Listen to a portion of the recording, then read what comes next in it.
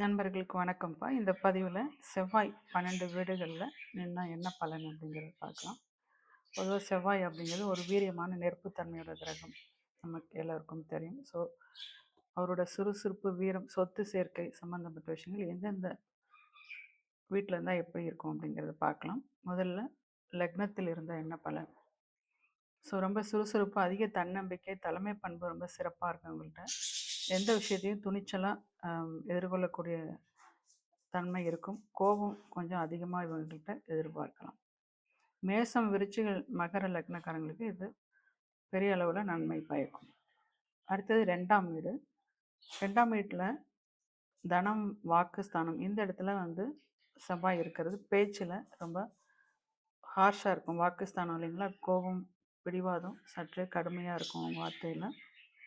திடீர் பணவரவு, அதே சமயம் தேவையற்ற குடும்ப கருத்து வேறுபாடு, கான்ட்ராவர்சியும் வரும். ஸோ இந்த 2ஆம் இடம் செவ்வாய் இருக்கிறதுங்கிறது இது செவ்வாய் தோஷத்தை குறிக்கூடிய அமைப்பு. ஸோ அது மற்ற குரு பார்வை கிரக அமைப்புங்களோட தொடர்பை பொறுத்து இது கன்சிடர் பண்ண வேண்டிய ஒரு விஷயம். அடுத்தது 3ஆம் இடம். 3ஆம் இடம் தைரிய வீரியஸ்தானம். இந்த இடத்துல செவ்வாய் இருக்கிறது அசத்திய தைரியத்தை கொடுக்கும் உங்களுக்கு. இதுலேயுமே மன வலிமை ரொம்ப சிறப்பாக இருக்கும் உங்களுக்கு. இது 3ஆம் இடம் அப்படிங்கிறது இளைய சகோதரர் குறிக்கூடிய இந்த சகோதரக்காரகர் செவ்வாய். ஸோ அந்த இடத்துல போய் இவங்க நிற்கும் போது சகோதரர்களோட கான்ட்ராவர்சி கொடுக்கும். இளைய சகோதரர், குறிப்பாக இளைய சகோதரோட இவங்களுக்கு கருத்து வேறுபாடுகள் வர்றதுக்கு வாய்ப்புகள் உண்டு.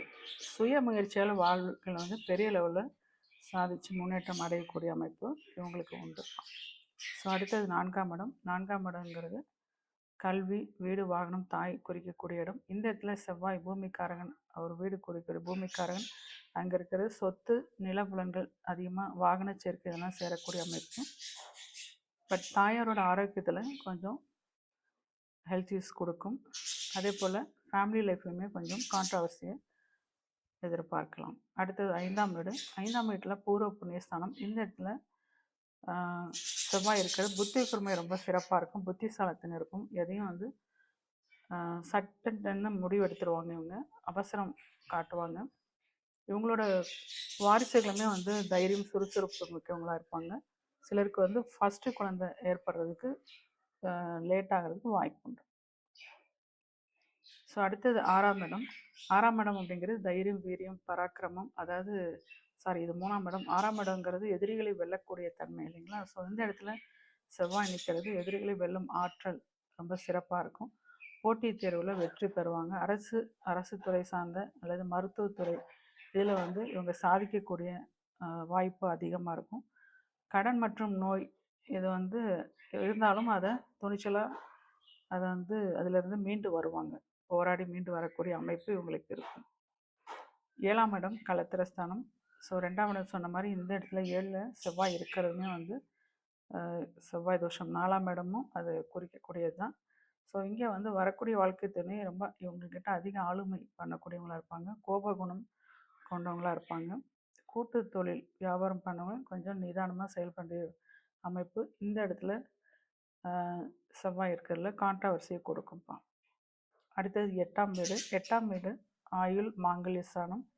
இங்கே செவ்வாய் இருக்கிறது திடீர் தடைகள், விபத்துக்கள், சின்ன சின்ன விபத்துகள் கொடுக்கறதும், அறுவை சிகிச்சை ஏற்படக்கூடிய அமைப்புமே இது உண்டாக்கலாம்.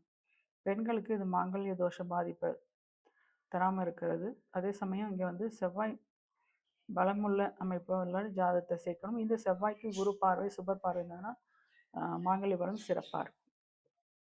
அடுத்தது 9ஆம் இடம். 9ஆம் இடம் பாக்கியஸ்தானம், தந்தை குறிக்கக்கூடிய அமைப்பு. இங்கே செவ்வாய் இருக்கிறது தந்தையோட சில கொள்கை ரீதியான முரண்பாடுகள் ஏற்படுறதுக்கு வாய்ப்பு உண்டுப்பான்.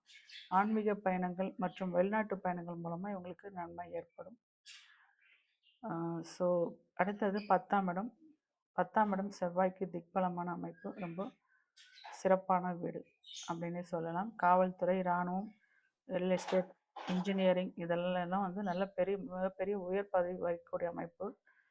ஜாதகருக்கு இந்த அமைப்பில் இருக்கவங்களுக்கு சொந்தமாக நிலப்பலன்கள், அதே போல் வசதி வாய்ப்புகள் எல்லாமே எக்ஸ்ட்ரா நிறையா இருக்கும்.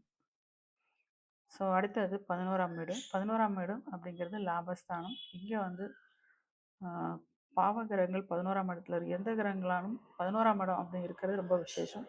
அதுலேயும் செவ்வாய் இருக்கிறது அப்படிங்கிறது அசையா சொத்து சேர்க்கை, வாகன சேர்க்கை, இது எல்லாமே ரொம்ப சிறப்பாக இருக்கும். பூமிக்கான செவ்வாய் இருக்கிறது ஒன்றுக்கும் மேற்பட்ட சொத்து சேர்க்கை இவங்களுக்கு உண்டு. அதே போல் பெரிய மனிதர்கள், அதிகார வர்க்கத்தினோட ஆதரவு இவங்களுக்கு கிடைக்கும். ஸோ அடுத்து 12ஆம் இடம் அயன சயன விரயஸ்தானம். இந்த இடத்துல செவ்வாய் இருக்கிறது மருத்துவ செலவு அல்லது ஆடம்பர பொருட்களுக்காக செலவு பண்ணக்கூடிய அமைப்பு, பணம் விரயமாக்கக்கூடிய அமைப்பு உண்டு. கணவன் மனைவியுடைய வேலை ரிலேட்டடாக வந்து இவங்க ஸோ டெம்பரரியாக அங்கங்கே ஆளுக்கு ஒரு பக்கம் ஒர்க் பண்ணுற மாதிரி அமைப்பும் இருக்கும், அல்லது வெளிநாடு போய் அங்கே ஒர்க் பண்ணக்கூடிய அமைப்பும் ஏற்படும். ஸோ இது அதாவது 12 வீடுகளில் செவ்வாய் நின்ற பலன். நிறைய விஷயங்கள் சொல்லலாம், இது ஒரு சின்ன லெவலில் குறிப்பிடும்படியான சில பாயிண்ட்ஸ் மட்டும் சொல்லியிருக்கேன்ப்பா. ஸோ அடுத்த பதிவில் இன்னொரு விஷயத்தை பற்றி பேசுவோம். நன்றி, வணக்கம்.